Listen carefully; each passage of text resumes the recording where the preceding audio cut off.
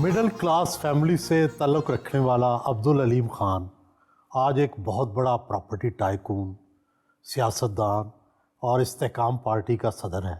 ये बताएं कि आपने कितनी तालीम हासिल की और किस तरह यहाँ पहुँचे? जी चौधरी साहब, मेरे वालिदैन दोनों जो थे वो जो है वो नौकरी पेशा थे।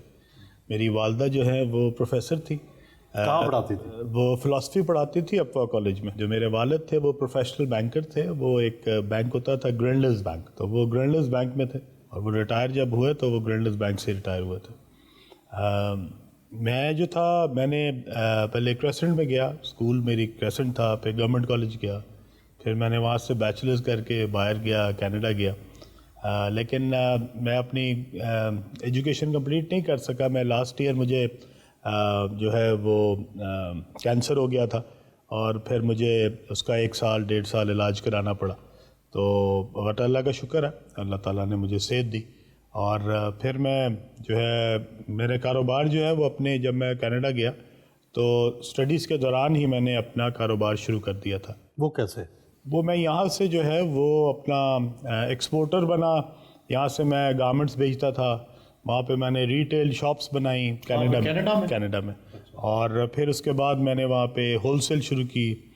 लेकिन जब 1996-97 में मैं बीमार हुआ तो फिर उस वक्त तकरीबन जो कारोबार था वो काफ़ी ख़राब हो गया। 98 में मैं वापस आ गया और फिर मैंने जो है यहाँ पे रियल एस्टेट जो है वो मेरे ये पेरेंट्स ने इन्वेस्टमेंट की हुई थी एक पार्क व्यू में और फिर मैंने यानी पार्क व्यू जो थी वो पहले से आपके वालिद साहब ने? जी नहीं, मेरे वालिद साहब ने नहीं जी, एक सोसाइटी जो है वो पहले से मौजूद थी, उसमें उनकी इन्वेस्टमेंट थी, उन्होंने प्लॉट्स लिए हुए थे मेरे लिए, बहनों के लिए। तो वो मैं फिर उसमें आ गया, मैंने उसमें आके शुरू किया काम और 2001 2002 में एक रियल एस्टेट काफ़ी बूम आया और फिर अल्लाह ताला ने, जब आपकी चीज़ें सीधी करनी होती हैं तो फिर अल्लाह ताला की तरफ से उसमें मदद आती है। तो आपकी सारी चीज़ें जो हैं वो, मेरी दादी मरहुमा कहा करती थी, सारी पुट्ठियाँ सीधियाँ कर देता। प्रॉपर्टी का कारोबार तो बड़ा मुतनाज़िया है, नाजायज़ कब्जे किए जाते हैं, बाज़ औक़ात ज़्यादा प्लॉट पर बेच दिए जाते हैं, ज़मीन कम होती है। क्या आप भी इन मराहल से गुजरे? मैं जब ये पहली सोसाइटी बना रहा था 99-2000 में, उस वक्त यहाँ पे बहुत सारे सियासतदान हैं जिन्होंने ज़मीनों पे कब्ज़े किए हुए थे। सोसाइटी की ज़मीन थी, पेमेंट ले ली हुई थी, ज़मीन हमारे नाम थी, लेकिन सियासतदानों के कब्ज़े थे। फिर सियासतदानों की पुश्त पनाही के साथ बहुत सारे लोगों के कब्ज़े थे और पीछे उनके वो सियासतदान होते थे।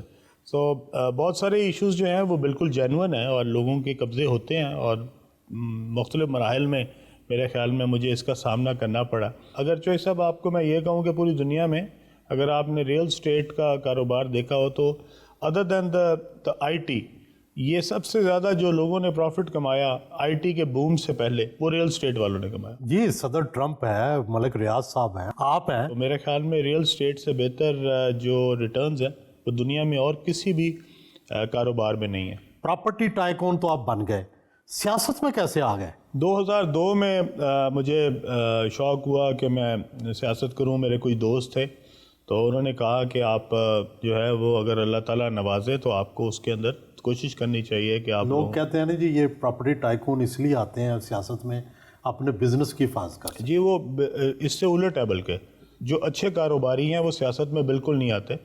वो सारे सियासतदानों को अपने साथ मिला के रखते हैं। वो हर सियासी जमात का जो लीडर है वो उनके जेब में होता है, पैसे देते हैं। मैं ये नहीं कहना चाहता, सारों के सबके सामने नहीं कहना चाहता। हुकूमत जिसकी भी आए उनकी हुकूमत चलती रहती है।